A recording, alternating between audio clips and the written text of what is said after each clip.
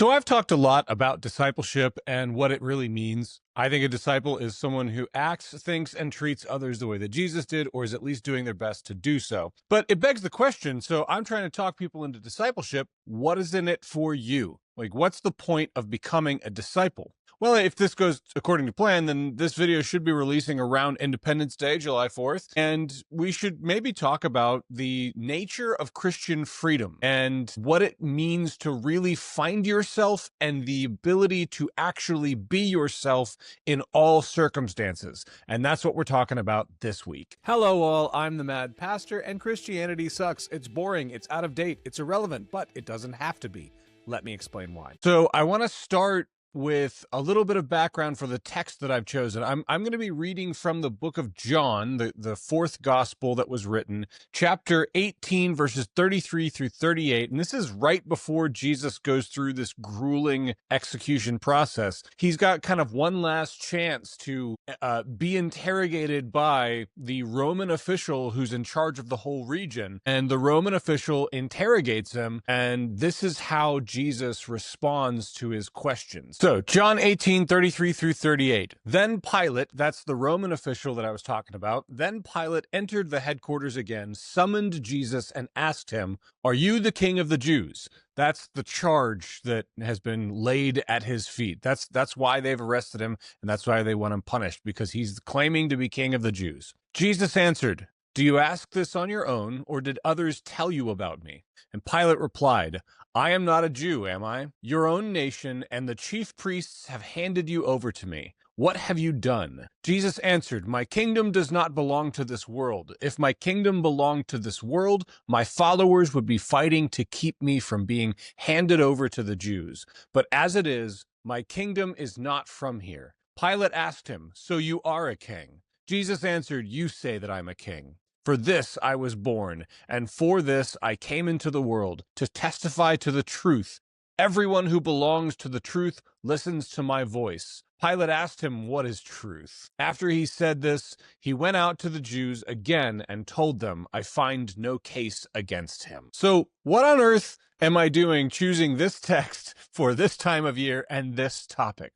Well, if discipleship is people who can think, act, and treat others the way that Jesus did, then it begs the question, what was Jesus like? And one of the most important things about Jesus that is oft not mentioned is that Jesus knew what he was about. Jesus knew who he was. He knew what he was doing and why. And it gave him the ability to stay calm, collected, and strong in the face of really terrifying, horrible circumstances. You got to remember, this is a picture of Jesus standing before the one person who can probably acquit him. And the guy's asking him questions about the charges that he's been arrested under. And Jesus doesn't lie. He doesn't beg. He doesn't try and manipulate Pilate. He simply tells the truth. He says, "This is who I am.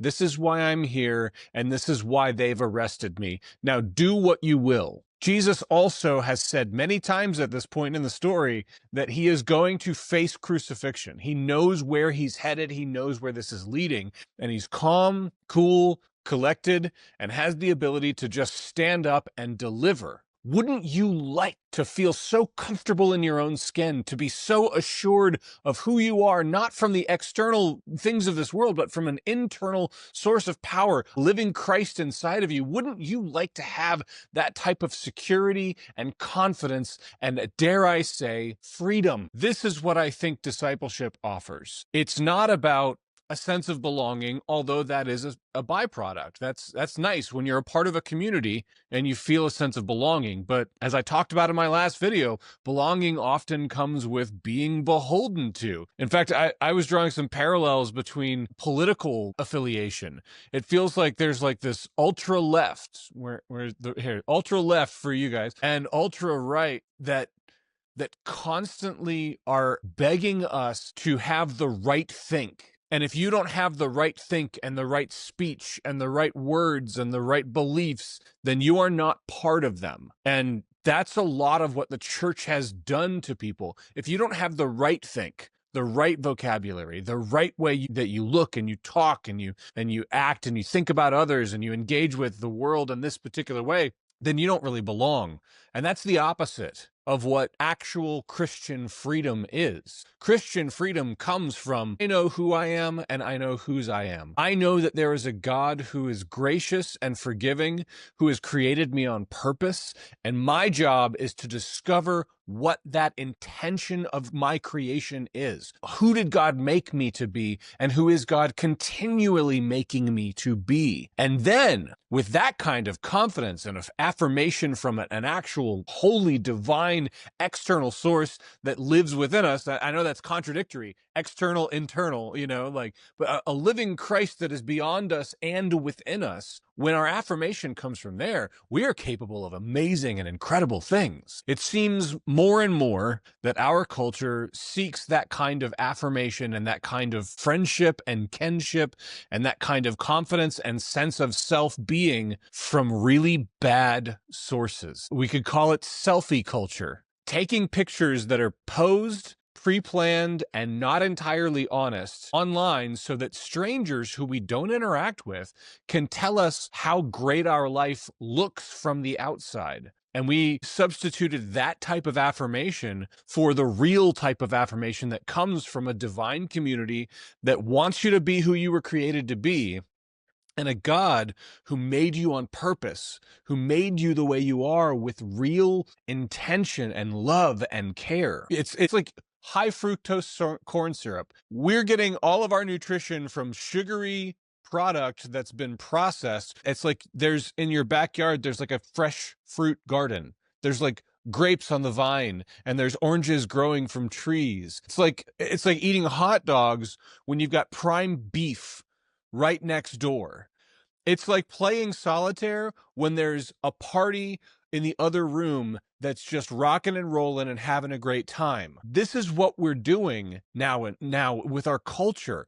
We're seeking affirmation from strangers. We're seeking affirmation from people that don't care about us at all, really. I would say another example is pornography. We're looking for affirmation and love and affection from an industry of people who couldn't care less about who we are or what we're doing or that it's any good for us at all. Just looking to pick our pockets and move on. This is no way for us to live. We were intended for bigger and better and deeper things. If you want to learn how to have that type of relationship with God and that type of community, then that is what Kindred UMC is all about. That's what this channel is all about. So please, if you're curious about that, email me. thispastorsgonemad@gmail.com. Email me, send me a message through the YouTube, through the Instagrams, through all the stuff. I will get back in touch with you and I will help you get connected with our community,